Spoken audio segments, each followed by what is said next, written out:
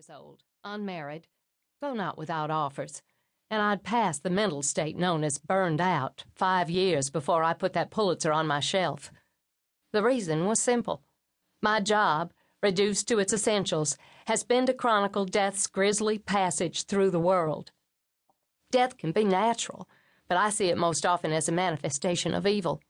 And like other professionals who see this face of death, cops, soldiers, doctors, some priests, war photographers age more rapidly than normal people. The extra years don't always show, but you feel them in the deep places, in the marrow and the heart. They weigh you down in ways that few outside our small fraternity can understand. I say fraternity because few women do this job. It's not hard to guess why. As Dickie Chappelle, a woman who photographed combat from World War II to Vietnam, once said, "This is no place for the feminine." And yet it was none of this that finally made me stop. You can walk through a corpse-littered battlefield and come upon an orphaned infant lying atop its dead mother and not feel a fraction of what you will when you lose someone you love. Death has punctuated my life with almost unbearable loss, and I hate it. Death is my mortal enemy. Hubris, perhaps, but I come by that honestly. When my father turned his camera on that murderous Khmer Rouge soldier, he must have known his life was forfeit. He shot the picture anyway. He didn't make it out of Cambodia, but his picture did, and it went a long way toward changing the mind of America about that war.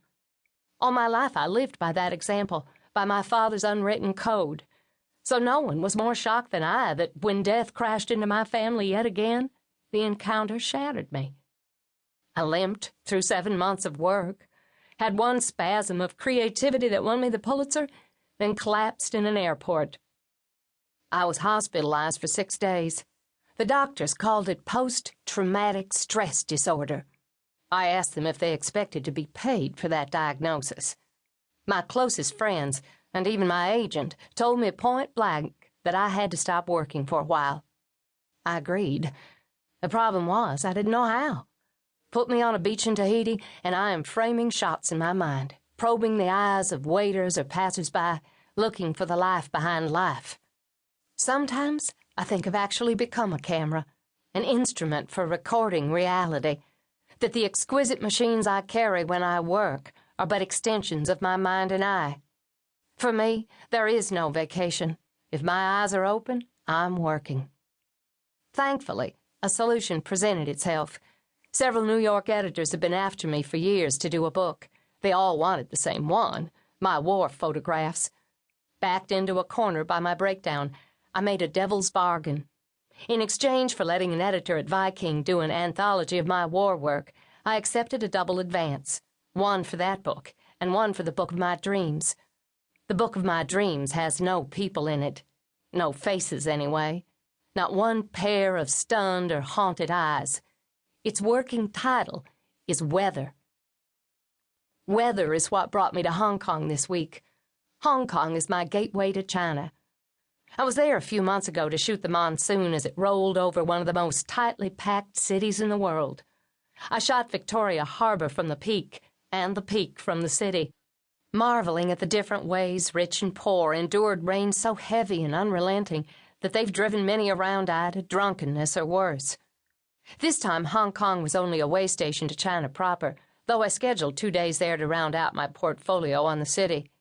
But on the second day, my entire book project imploded.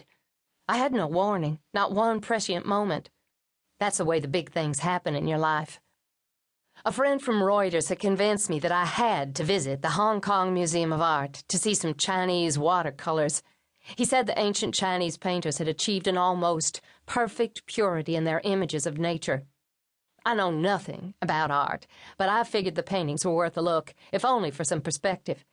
Boarding the venerable Star Ferry in the late afternoon, I crossed the harbor to the Kowloon side and made my way on foot to the museum. After 20 minutes inside, perspective was the last thing on my mind. The guard at the entrance was the first signpost, but I misread him completely. As I walked through the door, his lips parted slightly, and the whites of his eyes grew in an expression not unlike lust. I still cause that reaction in men on occasion, but I should have paid more attention.